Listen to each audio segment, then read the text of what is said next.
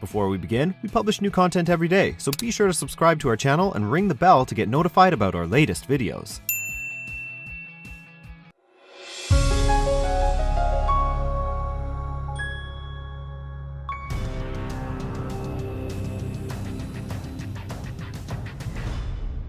Section 1.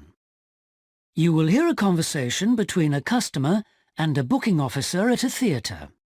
First, you have some time to look at questions 1 to 4.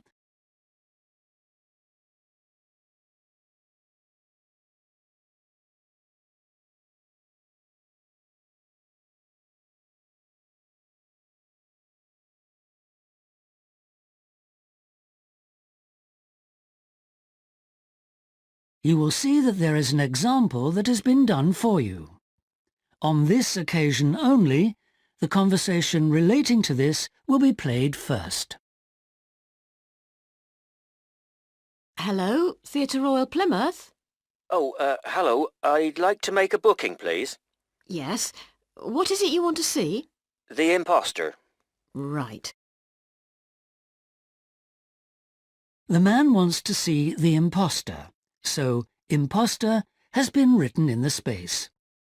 Now we shall begin.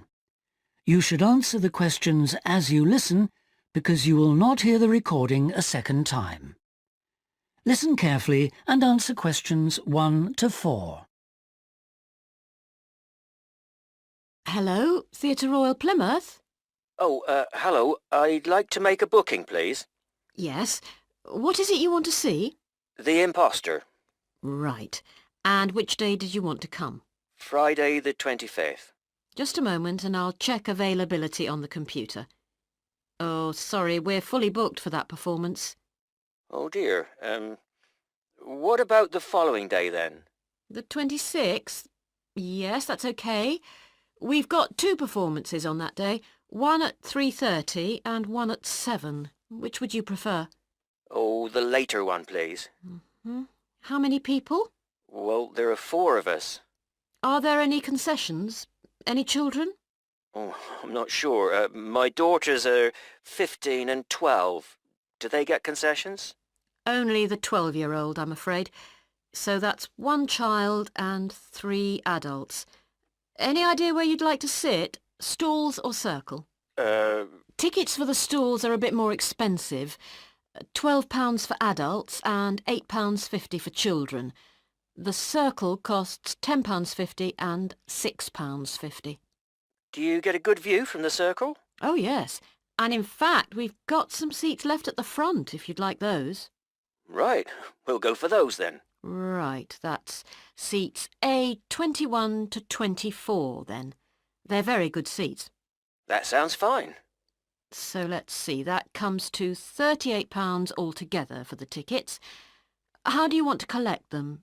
Shall I put them in the post? They'd be sent today by first-class mail and there'd be an additional charge of £1 to cover postage and administration. Or do you want to get them from the box office yourself? Oh, yes. Could you send them, please? No problem. That'll be £39 altogether. Before you hear the rest of the conversation, you have some time to look at questions 5 to 10 on page 2.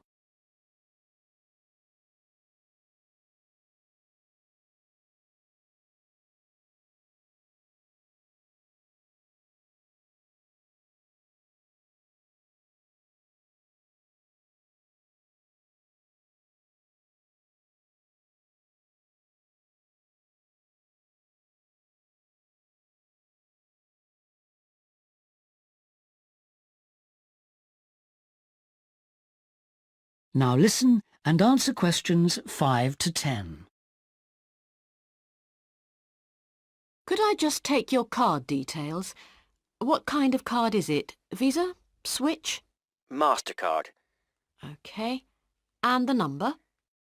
It's 3290 5876 4401 2899. 2899. OK. And the name on the card, please. It's Mr. J. Whitton. Whitton. N for never or M for mother? N for never. Thank you. And now I've nearly finished, but I just need your address and postcode. Yes, it's 42 South Street, OK. Is that Plymouth? London. And the postcode? It's SW2 5GE.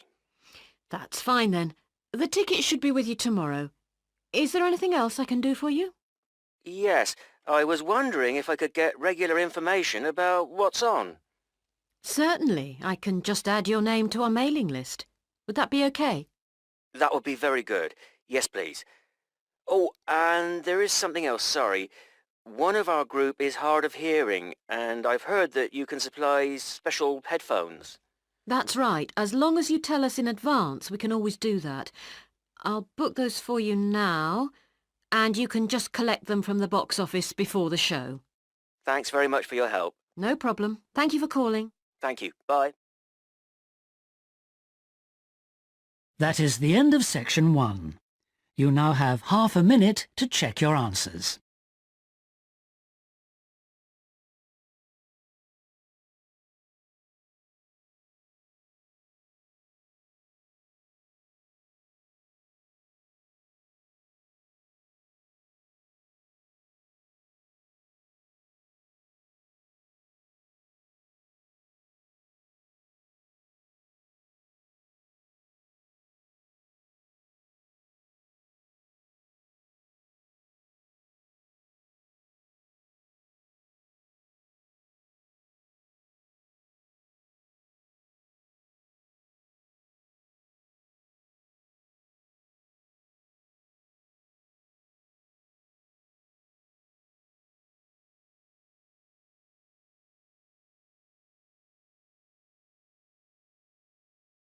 Now turn to section 2. Section 2. You hear a club leader giving information to a group of young people who are planning to do a 2-week holiday course at the Tamerton Centre. First, you have some time to look at questions 11 to 15.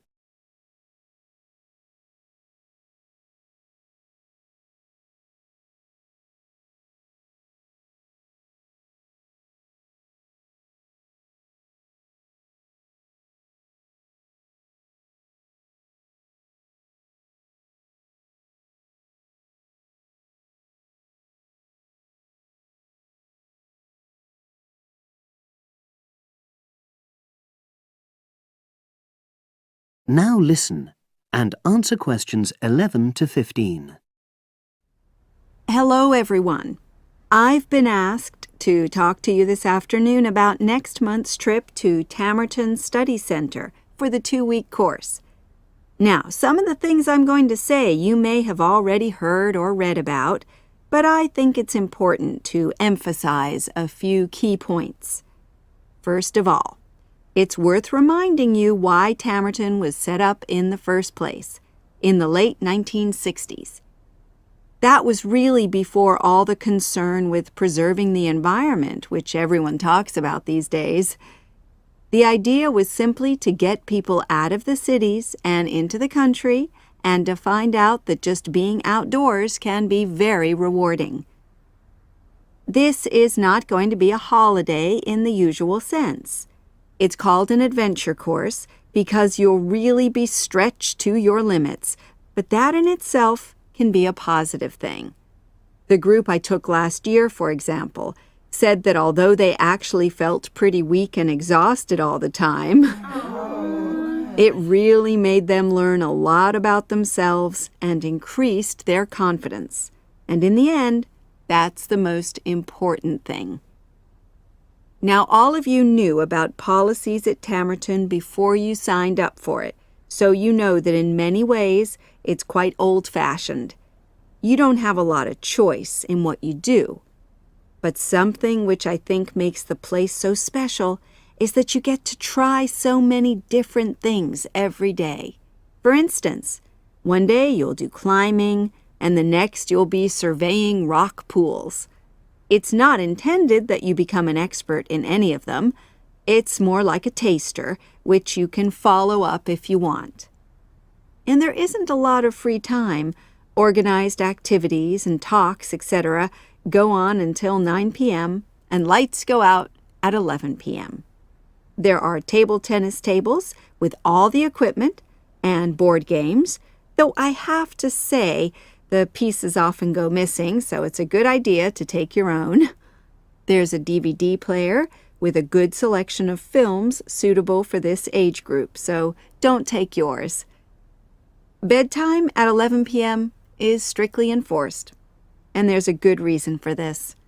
You're all under 18, and we organizers need to know that all group members are accounted for in the house as we close for the night. And of course, you'll be so exhausted anyway that you'll be too sleepy to want to cause any trouble. Now you have some time to look at questions 16 to 20.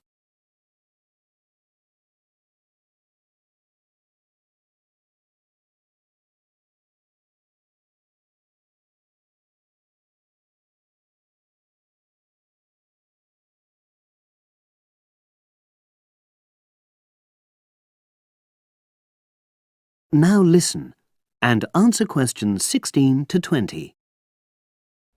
Now, what should you pack? The information sheet tells you a lot about what clothing to bring. But what about other things? Well, Tamerton House has its own small shop, but anything there is several miles away, so you won't have many opportunities for buying supplies. So in this last part of my talk, I'm going to explain what objects you should take with you to the center, what you can take if you want, and also, very importantly, what you cannot take. Several of you came up to me before this talk and asked whether you can take things like kettles or hair dryers. The answer is there are plenty of these electrical appliances available in the center, and they are of the proper voltage and are checked regularly. Yours may not be, so the rules at Tamerton say you can't bring them into the center because it's considered a fire risk. Remember, it's a very old house. Now, another question was about cell phones. Although you definitely can't have them on during inside talks, you equally definitely need them when you're out on exercises. So they're a must, I'm afraid. Anybody who wishes to talk to me about borrowing a phone for the fortnight, please see me after this talk. Now, the weather's heating up at the moment, and you'll be outdoors a great deal. If you wear proper clothing, especially a hat, sun cream is optional. Also, they sell high-factor cream in the shop, so you don't have to take any of your own unless there's a special kind you use. Now, there's a special note about things like deodorants, which come in aerosol cans. I need to tell you that these are banned in the center because apparently they have the habit of setting off the fire alarms. If you want to take an aerosol can, you'll actually be at risk of being told to leave. And finally, people have been asking about whether they need to take towels. Well, the center does provide 1 towel per guest, which you're required to wash yourself. If you're happy with that, then don't bring another. If not, take one of your own. Just remember how much outdoor exercise you'll be doing and how dirty and wet you'll be getting. That is the end of section 2. You now have half a minute to check your answers.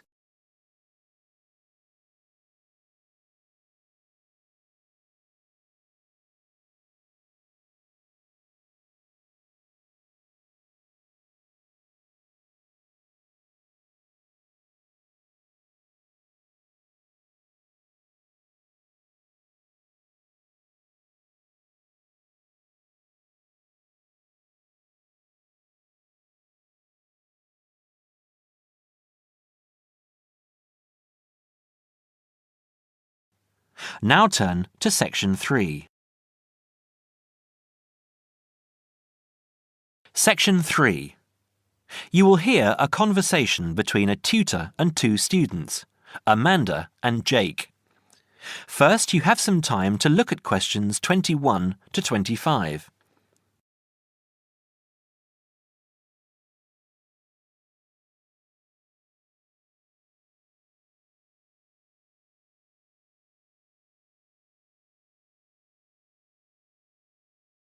Now listen carefully and answer questions 21 to 25. So, Jake and Amanda, how did the project go? Very well, I think, Dr. Hinton. I certainly learned a lot and enjoyed myself at the same time. Me too. So, remind me, what was your project about? Basically, what makes successful people? Let's call them top achievers successful. Yes. How are they different from us? What do they do that other less successful people don't do? Interesting. And did you come to any conclusions?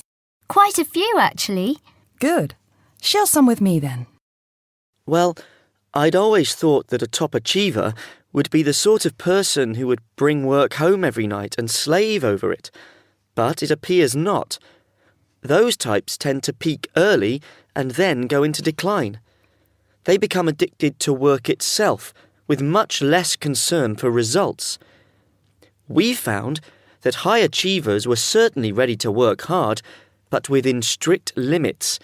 They knew how to relax, could leave their work at the office, prized close friends and family life, and spent a healthy amount of time with their children and friends. There's a lesson for us all there. Anyway, go on. It's also very important to choose a career which you enjoy, not just one that pays well or which assures you of a pension many years down the line. Surely that's important though, Amanda. Yes, I agree, but being happy in your work is far more important than anything else. Top achievers spend over 2/3 of their working hours on doing work they truly prefer and only 1/3 on disliked chores.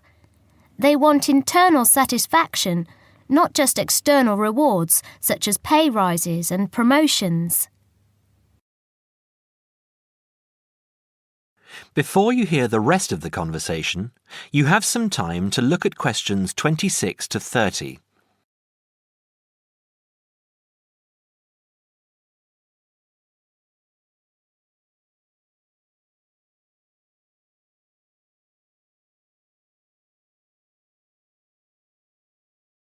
Now, listen and answer questions 26 to 30. Actually, in the end, they often have both, because they enjoy what they are doing, so their work is better and their rewards higher. Yes, Jake, that certainly makes sense. Now, can I ask you something? Do high achievers, as you call them, take many risks? Yes and no. I interviewed one business executive who told me he was able to take risks because he carefully considered how he could salvage a situation if it all went wrong. He imagined the worst that could happen, and if he could live with that, he went ahead. If not, he didn't take the chance. Other people prefer to stay in what I heard described as the comfort zone setting for security, even if it means settling for mediocrity and boredom too. Would you call top achievers perfectionists? Contrary to what I expected, no, I wouldn't. We came to the conclusion that a lot of ambitious and hard-working people are so obsessed with perfection that they actually turn out very little work. I happen to know a university teacher, a friend of my mother's, who has spent over 10 years preparing a study about a playwright. She is so worried that she has missed something, she still hasn't sent the manuscript to a publisher. Meanwhile, the playwright, who was at the height of his fame when the project began, has faded from public view.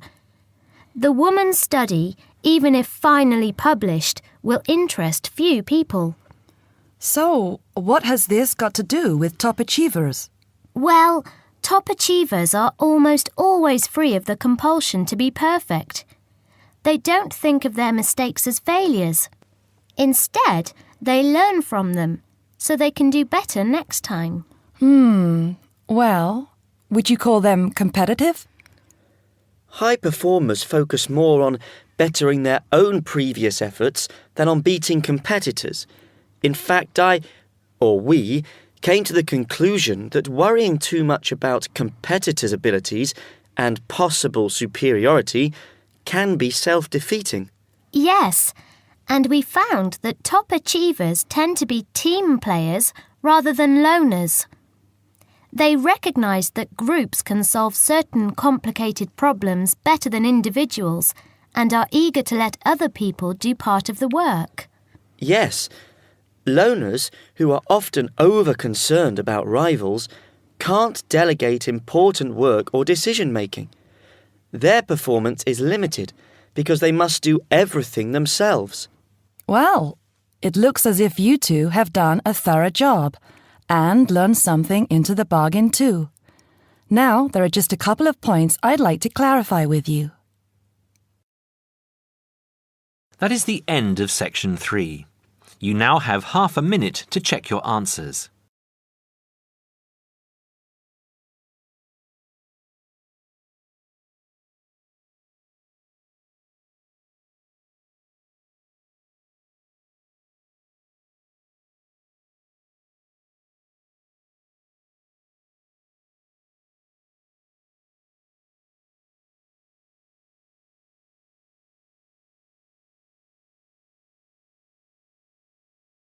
Now turn to Section 4. Section 4. You will hear a lecturer giving a talk on managing creativity in business. First, you have some time to look at questions 31 to 40.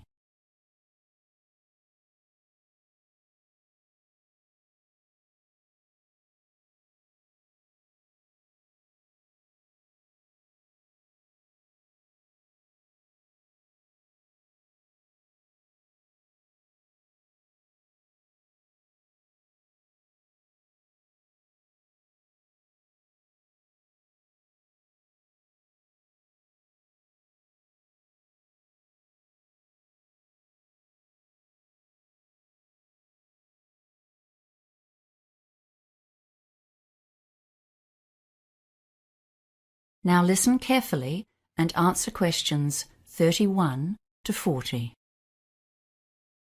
Hello, everyone.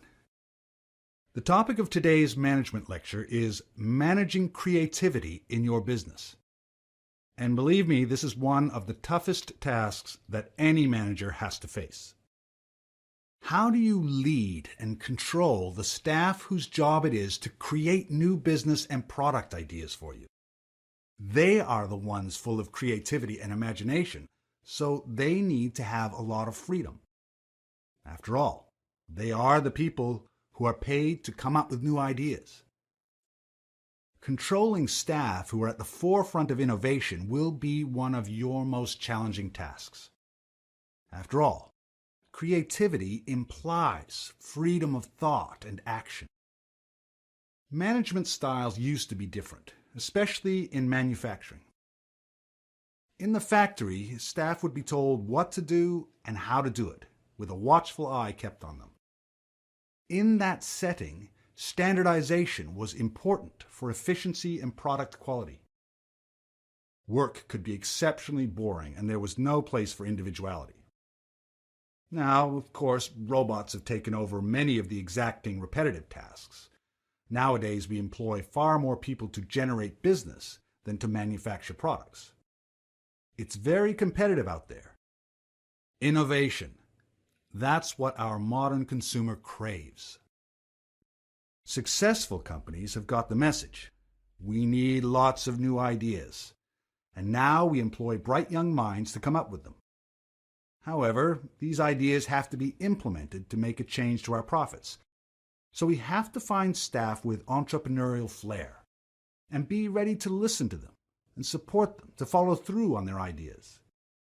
We need to supervise without stemming the flow of ideas or sending the brightest minds to work for the opposition. Creative people won't welcome us always looking over their shoulder and checking up on what they are doing. One of the most common ways that management handles this problem of keeping people working along company lines is by establishing achievement targets, like money earned, products developed, or clients gained. These targets are a useful guideline, but they have a downside. Young, enthusiastic staff will be very keen to meet these targets, and some of them might potentially use illegal means or behave unethically in order to meet requirements. For example, by offering bribes to gain sales, or making their sales numbers or earnings look higher than they are, or even threatening or criticizing other staff to get a job completed. Achievement targets are often linked directly to performance bonuses, and this can make a bad situation worse. So as you can see, the standard management techniques can create inherent problems both for the individual and for the company. More recent theorists suggest new tactics for managers.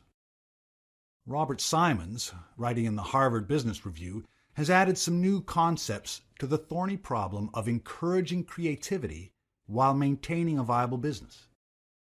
He suggests 3 control levers to assist in getting positive creative contributions from the workforce.